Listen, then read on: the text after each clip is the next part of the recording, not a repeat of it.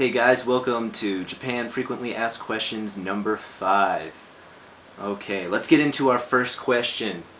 One I've gotten recently is, are the walls of houses in Japan or apartments made of paper? It's not exactly walls made of paper in Japan. There aren't walls made of paper, but there's actually doors that are made of wood and paper. And this is usually only found in very old, very traditional Japanese houses and sometimes apartments. This is getting more and more rare and is almost never seen with a modern or contemporary built apartment or house.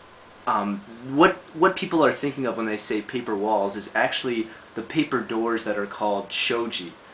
And the shoji are pretty much a wood door that has a wood frame and then pretty much crossing wood bars all the way down it, and then has a layer of paper on both sides, which is different from the Husuma door, which is more a traditional closet door. They both slide, but the shoji door, which uses paper, has the paper changed every spring, because obviously over time it's easy to poke holes or just damage the paper that covers the door. But like I said, it's not walls, it's actually a type of sliding door. It's rarely seen anymore except in traditional Japanese buildings. Okay?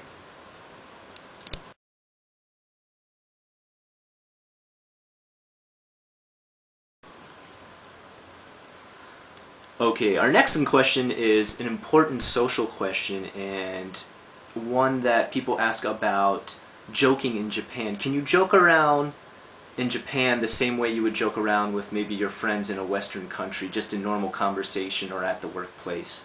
And to that I'm going to say no, and maybe you should be a little bit careful.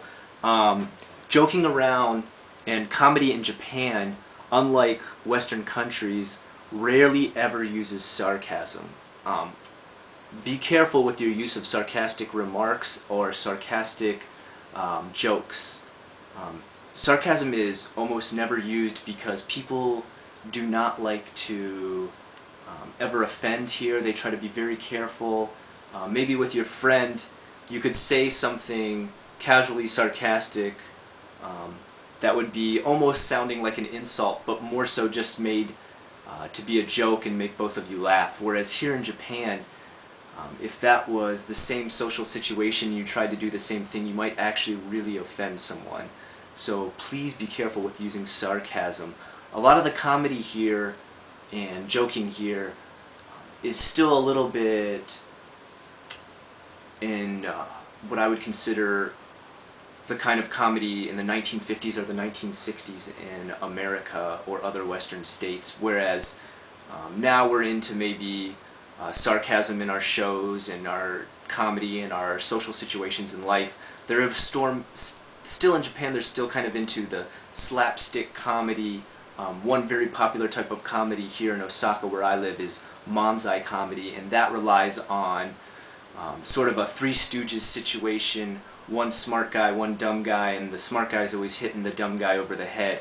Japanese find those kind of comedies very hilarious.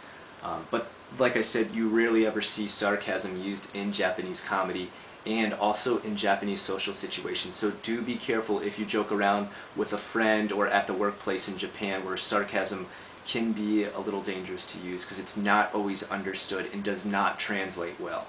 Okay?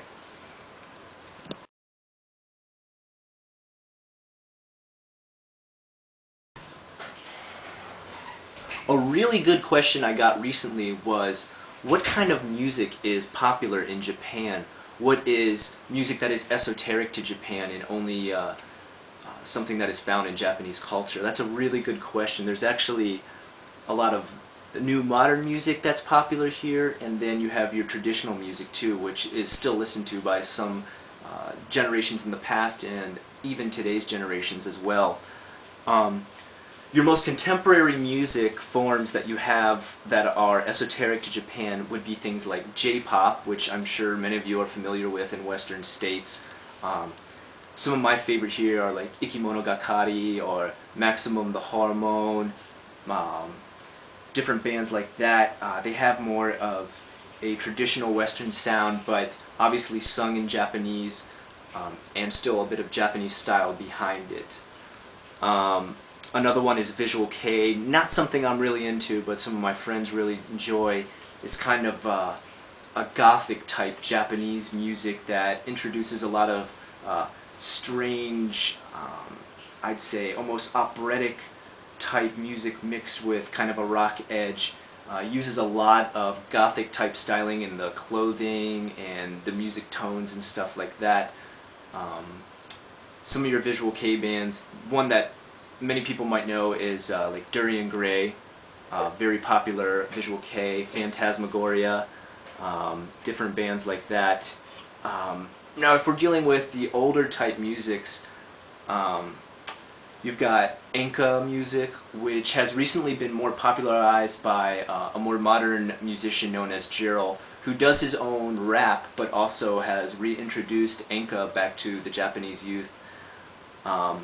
Your Enka is mostly the long strung out singing, and then you've got your other traditional Japanese music known as Mi-in-yo, and that uses a lot of the esoteric Japanese instruments such as the Okinawan sanshin, or commonly known shamisen. You may know about that instrument if you read Memoirs of a Geisha. Also talks about the taiko drum, which is also used in Mi-in-yo. So if you're interested in checking out any of that music, I'll try to post some links in future comments on this stack. Alright guys, that's it for Frequently Asked Questions number 5. I'm so glad you guys are asking great questions. I'm really liking everything you're sending to me. Thanks for the great comments. Keep sending all your questions, don't care what it is. I'll answer anything you send me. I know some people are asking for me to tell some more personal stuff, which I'm more than happy to do. I'm going to go ahead and put together some newer videos for about my story of how I got to Japan, what I did, where I live now, and what my living conditions are like, so you can get a sample of one gaijin's living conditions in Japan. So look for that for future videos and keep sending your questions. Thanks a lot.